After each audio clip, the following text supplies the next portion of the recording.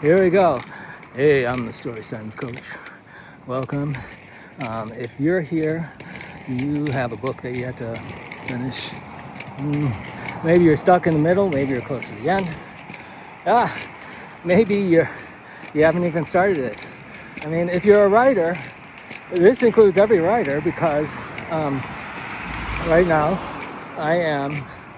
what am I doing? I'm developing a class, and then I'm figuring out ways to promote my other books and figuring out books to sell in the future. And so I've got a ton of book ideas that I haven't started yet. I was thinking of doing this one, it's a science fiction one, but it's speculative fiction because all fiction is speculative fiction. But this is science fiction, and this is about I'm thinking of like an AI program or an AI being, and he's out to investigate these places in outer space, these survey missions that went awry, these science missions that people never heard about again. So it's a lot of fun. There's a new planet every time. It's great. And so, but I haven't started. Well, I have started it. I've written notes. I was thinking that this was about ideas. Maybe this should be about journaling. And so journaling is what writers say when they don't have a title yet. So it's journaling.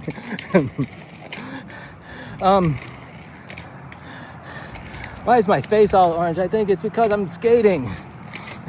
Okay, so here you go. So you need to finish your book, and Story Sentence Coach, well, this guy must know how to help you with writing sentences, help you with stories at sentence level. And it turns out, yes, sentence level writing is the ultimate level of writing. It's I was talking about this in another video, that it's the moment that all the philosophers and theologians talk about. It's the present moment, the ever advancing present moment. And so, talk about philosophy. If you're stuck on your book, you're using the wrong philosophy. You probably are, since it's the only thing that's taught. So if you're writing anything, it doesn't matter if you have a real teacher or not. It doesn't matter if you have a real teacher or not. They're going to tell you, hey, write a rough draft. Then, is this showing a lot of where I am? Well, I guess the locals would identify me. Don't identify me. This is fun. Okay, so there's a pattern. There is a pattern, and it is the opposite of the rough draft philosophy. So you're not writing rough drafts. I guess you can in your journal, sure, because you don't have anything yet. You're just working it out. And you can rough draft all you want. It's not going to bother anybody. It could help you. It helps with just blurting out the ideas. But then once you have an idea that you want to follow, man, put it into the story pattern. Really put it into the story pattern. Learn how to craft story sentences. Story sentences it's a situation. Observation is the wrong word, but since I'm talking to everybody here, so observation is the best word for everybody. Relay is better. It's non-objective. So you're observing things all day long, every second. All right, I call this the observation interval. And so there's a squirrel over here. So you can get stopped in mid-sentence with the observation. Every half second, 2 seconds, you're observing new things, inside and out. And this covers your 5 senses. Plus, you seem to have other senses in your mind, but I don't think so. I think it's just 5 senses inside your mind. Like, these memories appear as, well, they appear as feelings. They appear as visions, they appear as words. So your inside senses definitely play a role in everything you do, as well as the outside senses. Hey, that reminds me so I started working towards the ideas thing, and then I thought the journal thing. Let me deliver the journal thing. So the journal thing is really simple. If you don't have a journal, take a book. Okay, take a book. The directions are different for if you're writing on a computer, but take a book and write your name on the front of the book. On the front is better. You can write it inside the inside cover, and you write the date, and there you go. You have this reference point to when you started making a journal. Rock on. Non-writers can benefit hugely from this. This is the day. Put the time. Okay, so that's the journal. So then, the ideas thing. This is fun.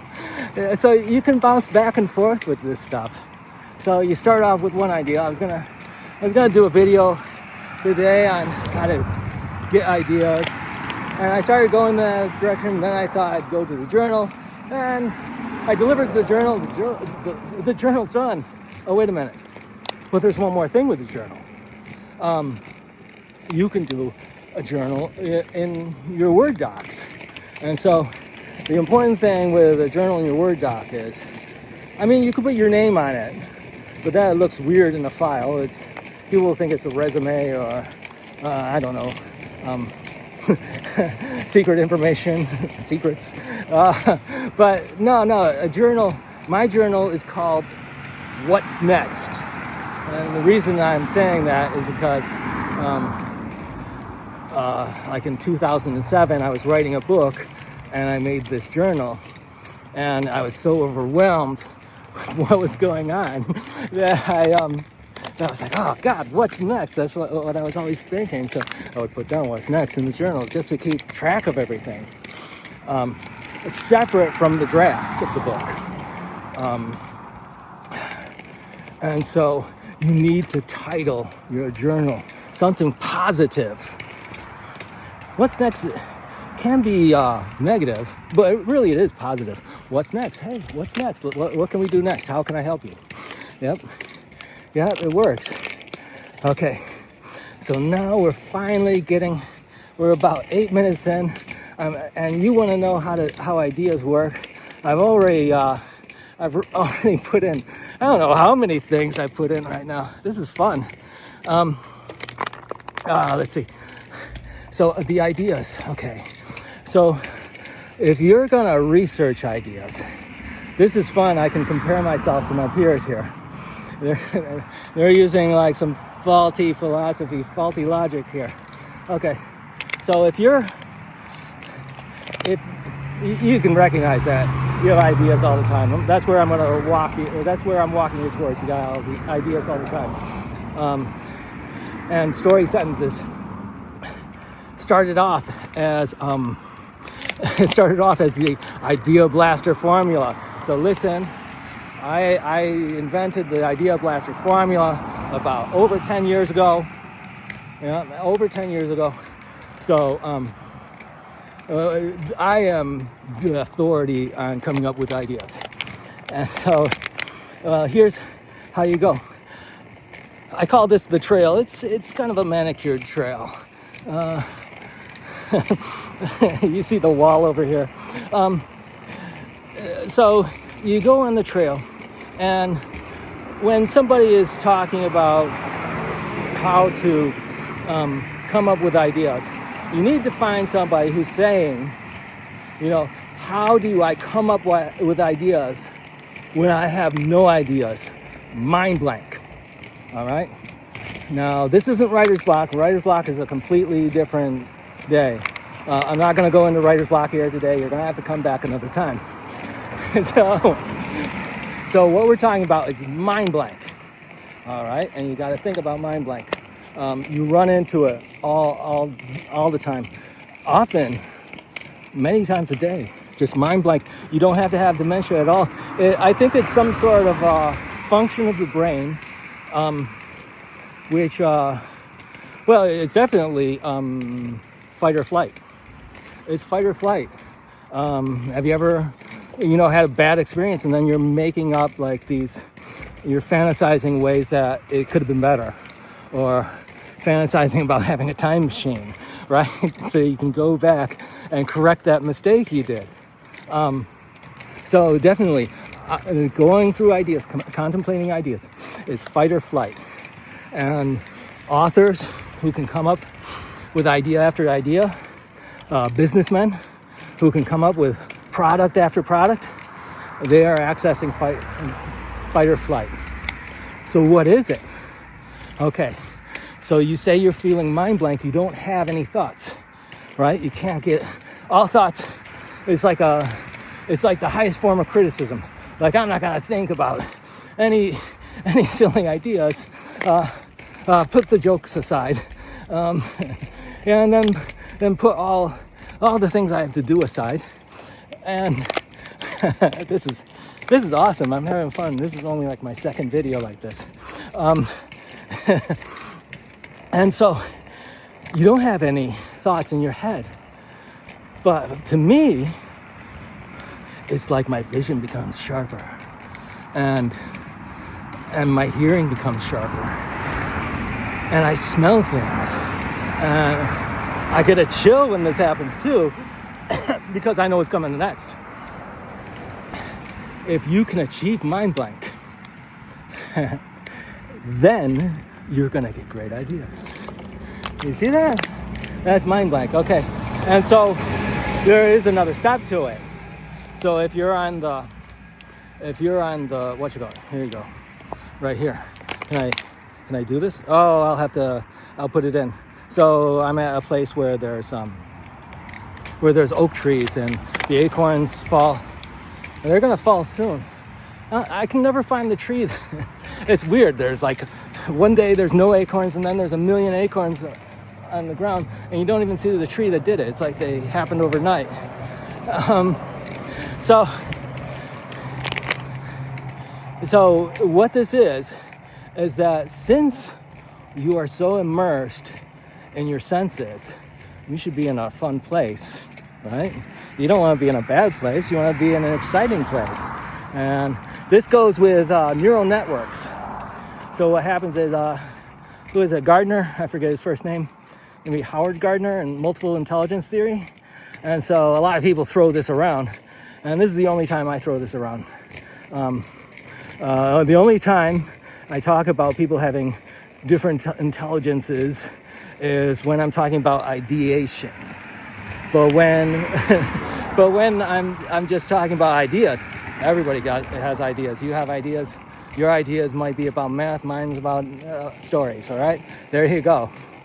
And so what happens is I can look at the ground, and I'll see something on the ground, and I'm like, what's that? Is that leaf doesn't belong here. And then I'm like, is that holly? Or, because holly has the thorns on it. It turns out there's an oak tree that has thorns on its leaves like holly. And, most people who know oak trees are the ones that, they're like gardening oak trees. They're landscaping oak trees. So they're not going to be the ones with the thorns. All right. So then, and then, it doesn't even have to be, it can be dirt. It can be dirt. It can be sticks. And so you look at these things. This is going on too long. I hope I can put all the examples, all the best examples. So I might as well switch to that. So since there's all these oak trees, they drop the acorns, and so I'm starting to get in tune with these oak trees, and I'm learning their biology. And so these acorns, they drop down, and then they sprout after a certain amount of time. You can probably, this year I'm gonna do it when I see them on the ground. I'll do the videos, and then this is something we can look forward to. And so I'll put them on the videos, and so then and then we'll be able to see the dates. And so you'll see these oaks sprout, and then you see like the different kinds. There's like the landscaping oaks that are here. That's those. Any acorns yet? I don't see them. And you know, a month from now, there's going to be acorns all over the ground. I don't see them. Maybe the earlier ones are coming out and the squirrels are taking them off. So then they start growing up. But since this is like, you know, this is like a street, it's like a manicured garden. It's a nice place to skate. And so they're gonna use pesticide on them. So first they sprout up, all right, and they don't come around to weed at all. So there's another thing that's coming up, the landscaper schedule. I'm learning the landscaper schedule. I don't come here on Tuesdays. They're here. And so do you see how this just opens up worlds? And there's all these stories about the acorns turning into saplings. Saplings get mowed down. Some keep growing. I can show you one that's got to be a year old, because I remember seeing it last spring. And so this has turned into a great big nature story. But this is where ideas come from. And then, you know, to bring this to a close, is that you don't have to go on the path. You don't have to go on the path at all. You can access this ideation power wherever you are. You just, and the trigger for this, I'm like a hypnotist, I think. So the trigger for this is when you feel mind blank. And people mistake this at work for thinking that, you know, they should become an artist. And it's like, don't become an artist if you have a good job. Just become a part-time artist, a week-time artist, right? What's happening is you're encountering mind blank at work, and then you look around, maybe you see a picture, you think, I could be an artist. Ideas are fun that way. Oh, wow. That's awesome. All right, as I keep saying, I try to say this a couple times in an episode, please subscribe, share, like, give me some positive comments below. Learn how to do this.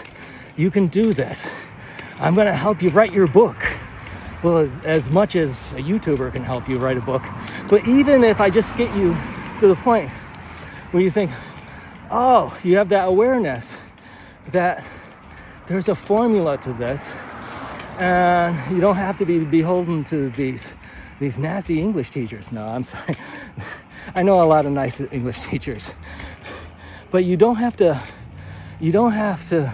mire in the self-doubt of I don't know how to do this book. There's a book formula, and you live it all the time. That's what this channel is about. I'm the Story Sentence Coach. See you next time.